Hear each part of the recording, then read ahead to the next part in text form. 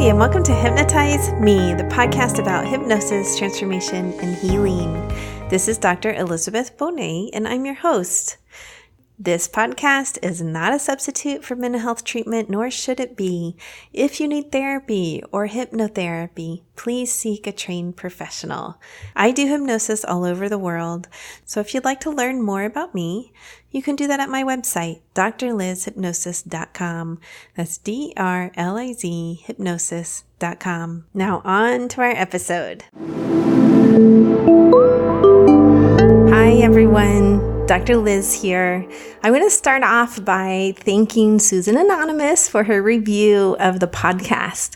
Thank you so much. I appreciate every single review and I read them all. She left a 5-star review that says, "I'm so impressed by Dr. Liz in this podcast. As a longtime user of self-hypnosis and someone who seeks to strengthen her skills, I find Dr. Liz to be a warm, gentle, sensitive, and empathetic person with the kind of experience and understanding so useful to anyone interested in this process. Just subscribed." So thank you again, Susan Anonymous, and thanks for subscribing. Every subscription helps me get found by the search engines and helps the information get out to people who need it. So let's move on to today's topic: mindfulness versus meditation versus hypnosis. Last week's episode, I did mindful parenting and gave some thoughts about that. So I thought this week I would talk a little bit more about the differences between mindfulness and meditation and hypnosis. So let's start by just picturing a big pink circle. In this big pink circle, we're going to label mindfulness. Then inside the big pink circle, there's going to be a red circle, and we're going to label that one meditation. So it's about a medium-sized circle inside the big pink circle. And then right beside the meditation circle, we're going to put a purple circle, about the same size. We're going to label that one hypnosis. So what are the differences between these, and why are meditation and hypnosis inside the mindfulness circle? So mindfulness is intentionally focusing in the present moment and accepting what is in that moment without evaluating it as good or bad. That definition comes from Germer. So we can be in a mindful state for a few moments, for most of a day, for weeks. Some people live in this state. We can be mindful while doing all kinds of activities. My first exposure actually to mindfulness was when I was reading The 3 Pillars of Zen, and this was in my early 20s. And I realized that when I washed the dishes, it was a very mindful experience for myself. Now, most people hate washing dishes, okay? And I will say I do not enjoy doing dishes for other people, okay? But for myself, I don't mind it so much. And definitely at the time, it was this experience of just being present to the dishwashing, feeling the warm water run over my hands. I didn't have a dishwasher, so it was all by hand. Cleaning the plates and really enjoying that process of watching the plates become clean and put in the drying rack. And the whole experience was actually pretty nice for me because I was focused right then on just enjoying it. So that's an example of being mindful of an activity. You can be mindful when you eat. I have a whole mindfulness eating program actually that people come in for. I also have a download on my website for mindful eating.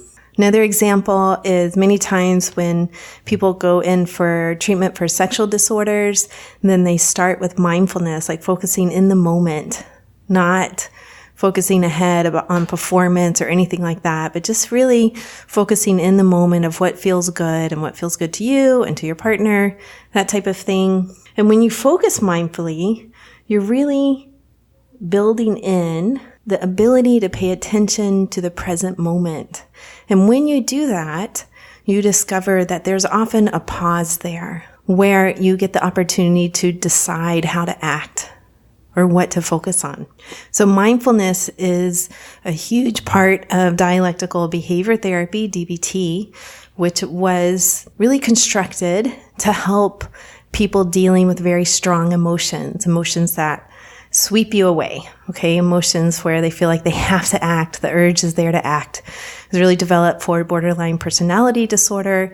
And then since that first development, it's been expanded to many different areas and really generalized to emotion regulation disorders. So people are having problems regulating their emotions. Mindfulness is a big, huge component of that treatment because it develops this ability and skill to just pause, to not feel like you do have to act on whatever feeling is coming up.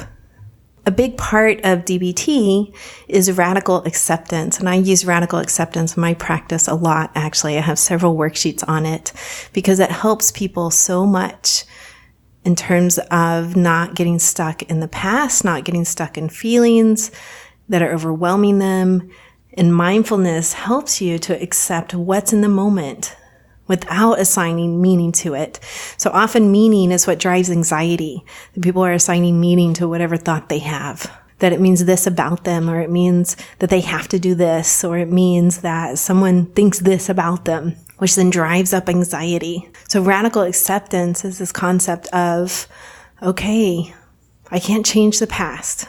I can't change what other people think about me. In general, we're not like spin doctors all in our personal lives, right? We don't try to be. That's not really my goal, for sure. It's more like authentic living. So I can't control all of that. What I can control is my acceptance of the present moment. And when you practice mindfulness over time, that becomes easier and easier to develop that pause to say, okay, let me just accept what's going on here, remove any judgments from it, not say that it's good or bad. Let me just look at the possibilities here and different interpretations of what this could be, and then move forward from that place, a place of choice. Okay, now let's go to meditation. So meditation sits inside that mindfulness circle because in meditation, you have to be mindful. You are focusing on the present moment. You're generally focusing on a particular task in the present moment, whether that's a mantra or your breathing or perhaps a focus area, an image that you're supposed to focus on. So most meditation practices emphasize concentrating on something. So meditation is really that focused attention.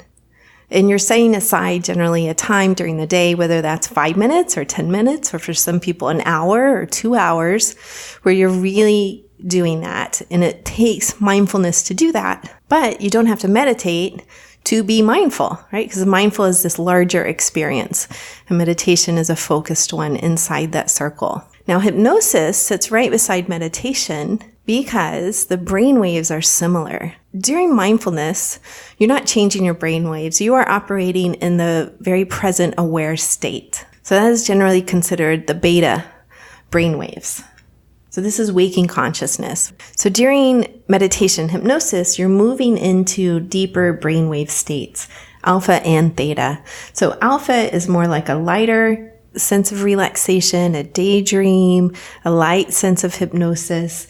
And then theta is when you're going deeper into meditation, deeper hypnotic state, like deep relaxation. It's at that alpha theta border, right around 7 hertz to 8 hertz, where the optimal range for visualization is, for using the creative power of your mind, for really changing those neural pathways, for building new structures in the brain.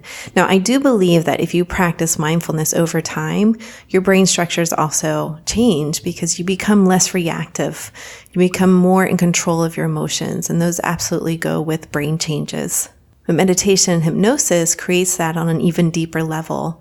And I would say that hypnosis creates that more quickly than mindfulness or like years of meditation that it often takes to really change those brain structures and that reactivity. For some people, it happens much faster. But for most people, that's a good, solid, steady practice for a couple of years. Now, hypnosis also sits beside meditation because it is a different process than meditation. So in hypnosis, you don't need to do anything. The hypnotherapist guides you into the relaxed state and then makes suggestions for you to change. So for that, generally we start with the body and the relaxation, and that does take some mindfulness, right? To be present to the present moment, to begin to focus on your hands, let's say, or begin to just slow down your breath and relax your body. That's a mindful state. And then it'll lead you into deeper relaxation. And then the suggestions we make under hypnosis are for you to effectively change the behaviors, feelings, or thoughts that you want to change. These patterns that may be deep-seated, maybe less deep-seated, that you came in to change.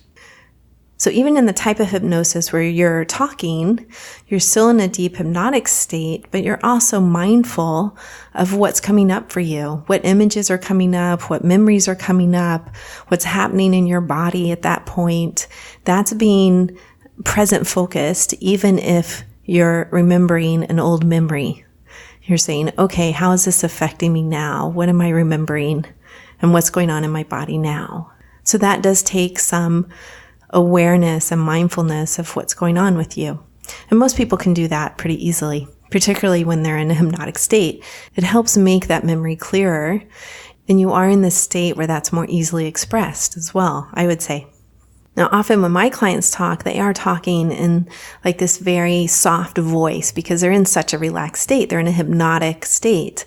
So I have to listen really closely, right? Thank God I have good hearing. Although my kids might not tell you that, right? My kids sometimes accuse me of selective hearing. So it's not generally like they're talking in a normal tone of voice. Sometimes they are, or sometimes the feelings come up that are intense. And so some of that expression is going on. But in general, they're very relaxed in a hypnotic state in that alpha theta brainwave state. So the talking sounds a little bit different then.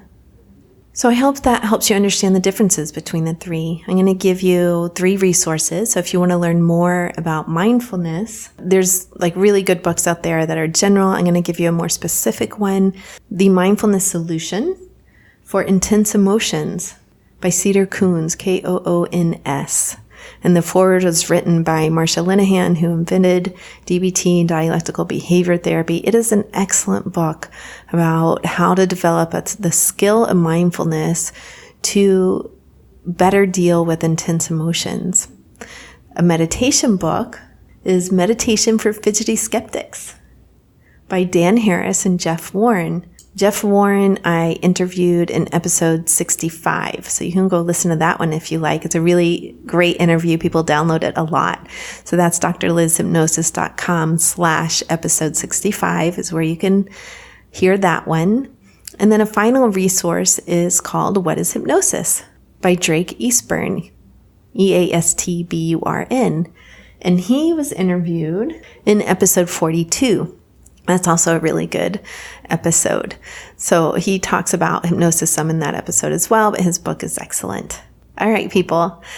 If you have any questions, you can email me and ask me, or if you want those worksheets for radical acceptance, I'm happy to email them to you. Just drop me an email, drliz, Dr. Liz, at drlizhypnosis.com, and I'll email them right out to you. All right. Peace. I hope you truly enjoyed today's episode. Remember that you can get free hypnosis downloads over at my website, drlizhypnosis.com, drlizhypnosis.com. I work all over the world doing hypnosis. So if you're interested in working with me, please schedule a free consultation over at my website, and we'll see what your goals are and if I can be of service to you in helping you reach them. Finally, if you liked today's episode, please subscribe to the podcast or tell a friend. That way, more and more people learn about the power of hypnosis.